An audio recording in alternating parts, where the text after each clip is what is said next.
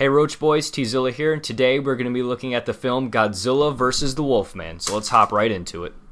The film begins with someone, we don't really know who, we don't get a name or anything, turning into a werewolf. We see them walking outside carrying a woman as the police show up. The next shot we get is the Wolfman fully grown to kaiju size. There's not really an explanation for this, however I've seen people online source that possibly radiation made him grow. Because, giant monsters, radiation, it's always that. Next, we see the military luring the giant Wolfman with a helicopter, and this is honestly a pretty cool scene. I don't really recall seeing anything like this in other Toho kaiju films. Granted, this isn't really Toho, but you get what I'm saying. The Wolfman suit's not too bad, honestly, especially for a fan film. I do wish the face looked a little more wolf-like, but it gets the job done. Next, we get the Wolfman getting absolutely destroyed by maser tanks and maser-looking weapons. The effects here are really well done, especially for a fan film. The effects when the maser tanks are shooting down the trees are just like in War of the Gargantuas. This is some top-notch tokusatsu right here. I'm not sure the budget, but you can tell a lot of effort was put into this. And like I said, the Wolfman gets absolutely destroyed by these things, and it looks like they're about to kill him. Next, the film cuts to Godzilla doing what he does best, destroying everything, trampling buildings, and using his atomic breath to light tanks and other things on fire. The Godzilla suit here looks very, very, very similar to the King Kong vs. Godzilla suit from 1962. There's a few more similarities with that movie in this one, but we'll get into that in just a little bit. Godzilla continues his rampage, and I gotta say, however short this may be, this is one of my favorite Godzilla destruction scenes.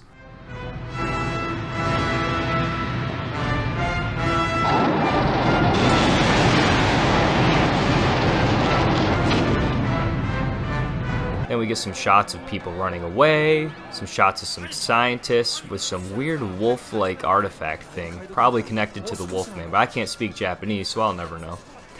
Next we get to see the military setting up some electrical wires to stop Godzilla, because of course that's gonna work. Godzilla touches the wires, he absolutely loses his mind and goes apeshit. But then he just walks around it, so I guess it's not really a big deal. We then get to see Godzilla in the countryside destroying more buildings, setting houses ablaze and whatnot, and enter Godzilla vs. the Wolfman. The two titans finally meet. This is what we've been waiting for. The Wolfman grabs Godzilla by his tail. Unfortunately for him, Godzilla just flings him to the side. Godzilla starts lighting him ablaze with his atomic breath. You may notice something about this fight. It's very similar to the King Kong vs. Godzilla fight from 1962. The Wolfman even shoves a tree down Godzilla's throat just like Kong did in that film. And just like in that film, Godzilla spits it back out. And then we get this random crazy car chase scene. I have no idea what's happening or what this has to do with the plot, but it looks like this guy's having a good time. But this is just absolutely insane. I would kind of wish I knew more what was going on. But anyways, the movie cuts back to Godzilla, looking like he did in 1964's Godzilla vs. Mothra. However, do remember these are not reused suits, these are both original suits made for this film. And the Godzilla suit here, again, looks very, very good. It looks like Toho made it themselves. 10 out of 10 suitimation. The Wolfman starts throwing things at Godzilla, trying to get his attention, just like Kong did in 1962. Again, a lot of similarities. And then the Titans clash.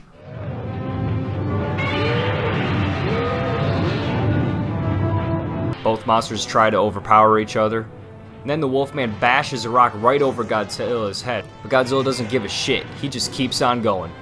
The Wolfman then grabs his tail again and starts dragging him, in a scene that looks eerily similar to when Mothra dragged Godzilla in 1964.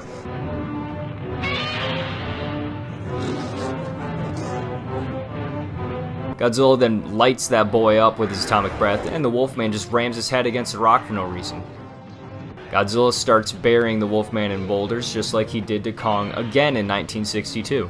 It looks like Godzilla's won the battle with the Wolfman on the ground and Godzilla standing over him triumphantly.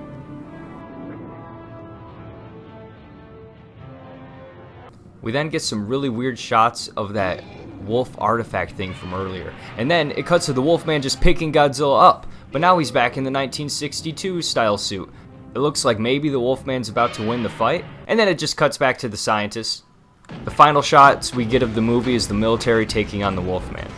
I'm not really sure if Godzilla was defeated by him or not. but allow me to explain some things.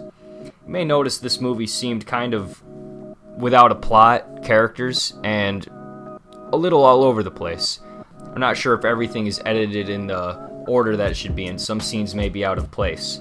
But this is a fan film directed and produced by Shizuo Nakajima, alongside a bunch of old filmmakers that worked at Toho. This was made in 1983 and was never really finished. However, we may be getting an official release 2020 around the time of the Olympics in Japan, so let's all hope we get that.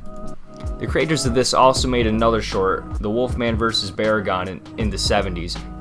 This is a very short film, with the Wolfman looking much different, but the Baragon suit looking pretty well done. Basically, the Wolfman and Baragon show up at some burning buildings, Baragon knocks him over, and that's pretty much the whole short film. Godzilla vs. the Wolfman is honestly pretty entertaining, and I say any kaiju fan should give it a watch. You can find just about all of it on YouTube and other places, and it's a unique piece of Godzilla lore. Hopefully we get some sort of quote-unquote official release of this fan film in the future. I know they've been trying to release it for a while, and it just hasn't been going through. But what do I give this movie out of 10? I don't know. I don't like doing numbers. I think it's a pretty entertaining movie though. It's got some sick fights, awesome destruction scenes, probably the best kaiju fan film I have ever seen. You want to see some more monster reviews? Stay tuned, hit that subscribe button, and Roach Boys, you have a good one.